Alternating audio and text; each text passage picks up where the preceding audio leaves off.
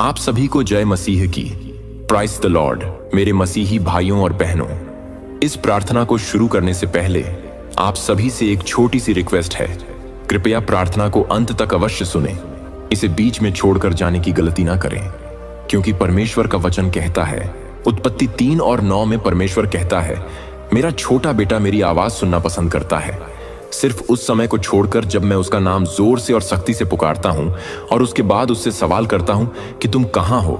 जब मैं ऐसा करता हूं, आमतौर पर मैं उसे इसलिए पुकार रहा होता हूं क्योंकि कोई शरारत कर रहा होता है और मुझसे छिपने की कोशिश कर रहा होता है। मैं चाहता हूं कि मेरा बेटा मेरी आवाज सुने, क्योंकि मुझे उसके भले की चिंता है और मैं नहीं चाहता कि उसे चोट पहुंचे। इसलिए मेरे प्रियो, इस प्रार्थना को अंत तक जरूर सुने। आइए मेरे मसीही भाइयों और बहनों, इस प्रार्थना को शुरू करें। हे परमपिता परमेश्वर, आप अनंत दयालु, प्रेममय और सर्वशक्तिमान हैं। आपके प्रेम और अनुग्रह के कारण ही हम आज आपके सामने नतमस्तक हैं। हम आपकी स्तुति और आराधना करते हैं, क्योंकि आप ही सृष्टि के आदि और अंत हैं। आपकी करुणा अनंत है और आपकी विश्वास योग्यता पीढ़ी दर पीढ़ी बनी रहती है। हे प्रभु यीशु मसीह, आप हमारे उद्धारकर्ता और मार्गदर्शक हैं।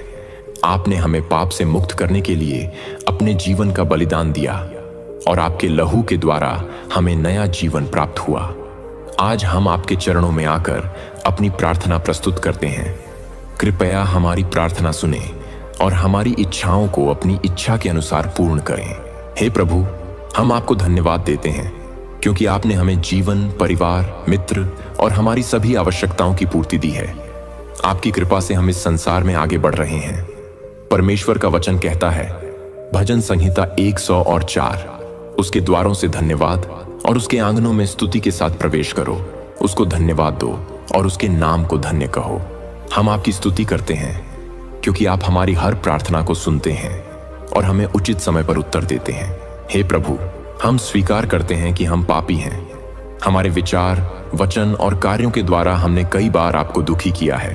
कृपया हमें क्षमा करें, हमारे हृदय को शुद्ध करें और हमें पवित्र आत्मा से भर दें, ताकि हम आपके मार्ग पर चल सकें।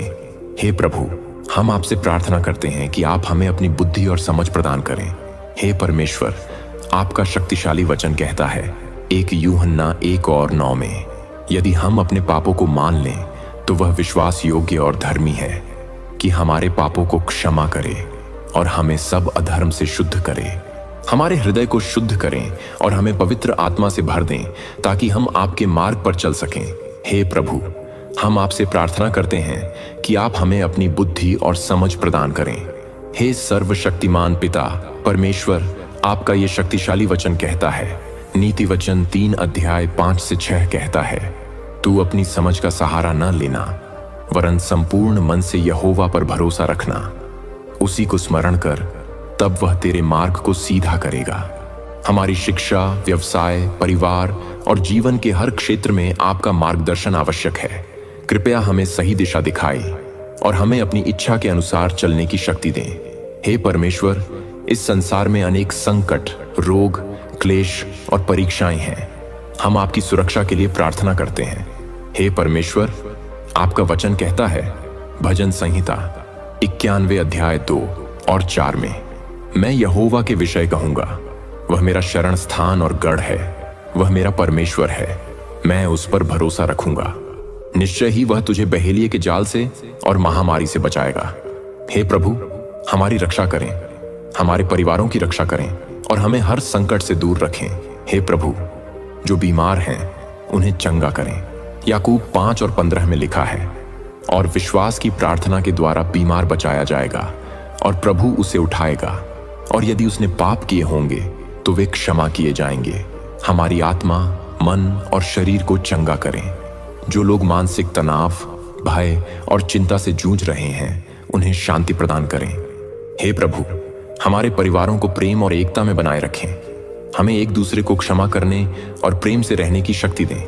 हे सृष्टि के पालनहार, आपका शक्तिशाली वचन कहता है, इफिसियों 4 अध्याय 2 से 3 कहता है, संपूर्ण दीनता और नम्रता सहित धीरज धरकर प्रेम से एक दूसरे की सहन करो और मेल मिलाप की आत्मा को बनाए रखने के लिए यत्न करो। हमारे विवाहों, बच्चों, माता पिता और भाई बहनों के बीच प्रेम, समझ और शांति बनी रहे। हे प्रभु, हमारे देश और समाज को आशीष दें। हमारे नेताओं को न्याय और सत्य के मार्ग पर चलने की समझ दें। 2 इतिहास 7 और 14 में लिखा है, यदि मेरी प्रजा जो मेरे नाम से कहलाती है अपने आप को दीन करे और प्रार्थना करे और मेरे दर्शन की खोज करे और अपनी बुरी चाल से फिर जाए, तो मैं स्वर्ग में से सुनूंगा और उनका पाप क्षमा करूंगा और उनके देश को चंगा करूंगा। हे प्रभु, हम आपकी उपस्थिति को अनुभव करना चाहते हैं। हमें आपके प्रेम और शक्ति से भर दें ताकि हम एक नया जीवन जी सकें। हमें अपने वचन का पालन करने के लिए प्रेरित करें और हमारे जीवन को आपकी महिमा के लिए उपयोग करें। रोमियो 12 और 1 में लिखा है, इसलिए हे भाइयों, मैं तुम्हें परमेश्वर की दया स्मरण कराकर विनती करता हूं कि अपने शरीरों को जीवित, पवित्र और परमेश्वर को भाने वाला बलिदान करके प्रस्तुत करो। यही तुम्हारी आत्मिक सेवा है। हे प्रभु, हमें अपने प्रेम का साक्षी बनाइए ताकि हम दूसरों को भी आपकी ओर आकर्षित कर सकें। हे स्वर्गीय पिता, हम जानते हैं कि आपकी योजना हमारे लिए सर्वोत्तम है। हमें आपके मार्ग पर विश्वास रखने की शक्ति दें। हम यह सब यीशु मसीह के नाम से मांगते हैं, आमीन। हे प्रभु, हम आपके सामने सिर झुकाकर यह स्वीकार करते हैं कि हम आपके बिना कुछ भी नहीं कर सकते। आप ही हमारी शक्ति, हमारी शरण स्थली और हमारी सुरक्षा हैं। हम जानते हैं कि बिना आपकी मदद के हम जीवन के किसी भी संघर्ष का सामना नहीं कर सकते। आपने हमें अपने आशीर्वाद से भर दिया है और हम आपके इस अनंत प्रेम के लिए कृतज्ञ हैं। हे प्रभु, हम आपसे अनुरोध करते हैं कि आप हमें हर क्षेत्र में मार्गदर्शन दें, विशेषकर उन निर्णयों के लिए जिनमें हमें आपके मार्ग का पालन करना है। हमें वह विवेक और बुद्धि प्रदान करें ताकि हम जीवन में सही निर्णय ले सकें और अपनी इच्छाओं के बजाय आपकी इच्छा को प्राथमिकता दें। नीति वचन 3 और 5 से 6 कहता है, तू अपने सारे हृदय से यहोवा पर भरोसा कर और अपनी समझ का सहारा न ले और उसे अपने सब मार्गों में मान, वह तेरे पथों को सीधा करेगा। हम इस वचन पर विश्वास रखते हैं कि यदि हम आपके मार्गदर्शन को स्वीकार करते हैं तो आप हमें हर परिस्थिति में सही मार्ग पर चलने की शक्ति देंगे। हे प्रभु, हमारे परिवारों और रिश्तों में शांति और प्रेम की भावना को बनाए रखें। विशेषकर उन लोगों के लिए हम प्रार्थना करते हैं जो आपस में विवाद या कटुता का सामना कर रहे हैं। हमें अपने दिलों में एकता और स्नेह को बढ़ाने की शक्ति दें ताकि हम एक दूसरे का सम्मान कर सकें और हर मुश्किल में एक दूसरे के साथ खड़े रह सकें। इफिसियों 4 और 2 से 3 में लिखा है, तुम दीनता, नम्रता और धीरज से एक दूसरे को सहन करो और प्रेम से एक दूसरे की सहनशीलता को बनाए रखने का यत्न करो। प्रभु, हमें यह शिक्षा दे कि हम न केवल अपने परिवार में बल्कि समाज में भी एकता और प्रेम की भावना फैला सकें। हे प्रभु, हमें अपनी आत्मा की शुद्धता बनाए रखने और तुम्हारे वचन का पालन करने में मदद करें। हमें हर रोज आत्मिक रूप से उन्नति करने की प्रेरणा दें ताकि हम इस संसार में एक आदर्श उदाहरण बन सकें और आपकी महिमा के लिए जी सकें।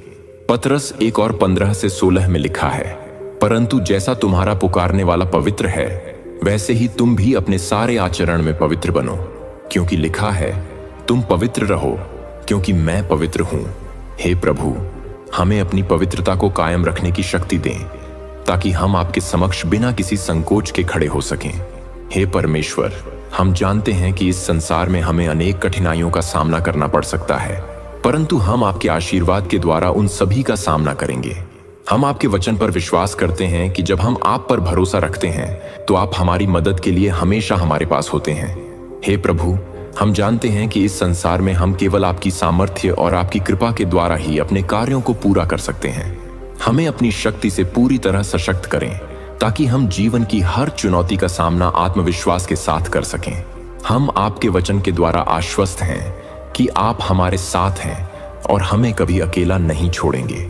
हे स्वर्गीय पिता, हम आपको धन्यवाद देते हैं कि आपने हमें यह अवसर दिया कि हम अपनी प्रार्थना के द्वारा आपके पास आ सकें। हमें आपके साथ अपनी एकता बनाए रखने का आशीर्वाद दें और हमारी आत्मा को हर क्षण आपके साथ जुड़ा हुआ महसूस कराएं। हम यह भी प्रार्थना करते हैं कि हम हमेशा आपके नाम की महिमा के लिए जिएं और हर कार्य में आपके उद्देश्य को जानें और उसे पूरा करें। हमें आपके वचन का पालन करने के लिए ताकत दें ताकि हम आपके अद्भुत आशीर्वाद से भरपूर हो सकें। हम यह सब प्रार्थना यीशु मसीह के पवित्र नाम से करते हैं, आमीन।